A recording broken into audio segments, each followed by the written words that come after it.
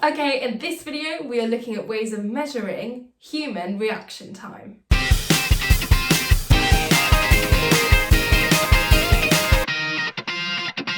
So, the clue's in the name. Reaction time is how long it takes for someone to react to something.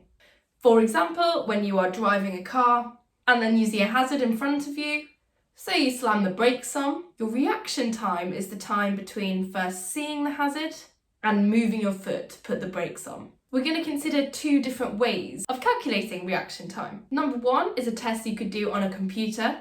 Now, out of a class of about 15-year-olds, I did have the shortest reaction time. Pretty embarrassing for them. And method number two is a ruler drop test. Quick warning, we are going to rely on some SUVAT acceleration equations. Please do check out that video before watching this one. Okay, method number one. So this method is pretty simple. A colour will flash up on a computer screen and you are required to press a button as soon as you see that colour.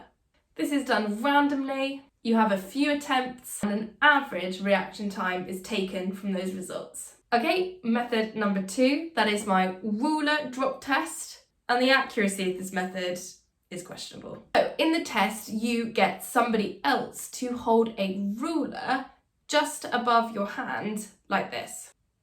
So let me just go and get my assistant to help me out. I'm joking. I'm obviously not being paid enough to have my own assistant.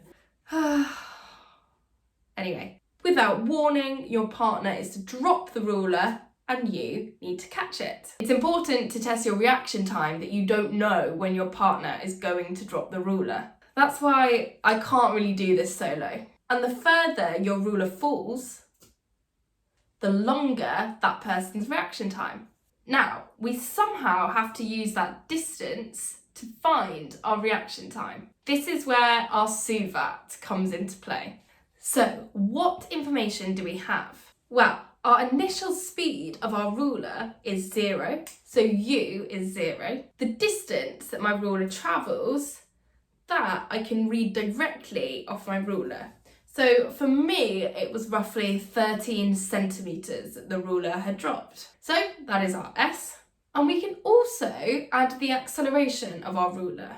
Ignoring any frictional forces acting on my ruler, the only force acting on my ruler pulling it down is weight. So this ruler has an acceleration equal to the acceleration due to gravity, or little g. For our GCSE, we should know that that is 10. Okay, so we have U, we have A, and we have S. We can use this equation here to find V. Now, I hear what some of you are saying. Aren't we looking for T instead of V? Well, patience is a virtue. First, we need to find V. So we have V squared minus U squared equals 2 times A times S. V squared minus 0 squared equals 2 times G10 times 0.13. Remember, my distance has to be in metres.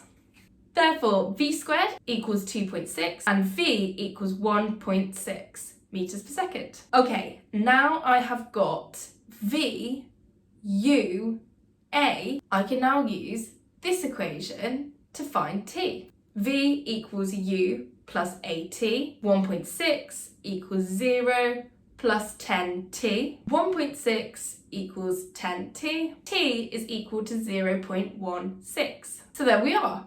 That number there is my reaction time. That is pretty quick. Humans' reaction time varies roughly between 0.2 seconds and 0.5 seconds. Okay, hope you found that useful. Please do like and subscribe. Download the notes for those two different methods for reaction time. Thanks for watching.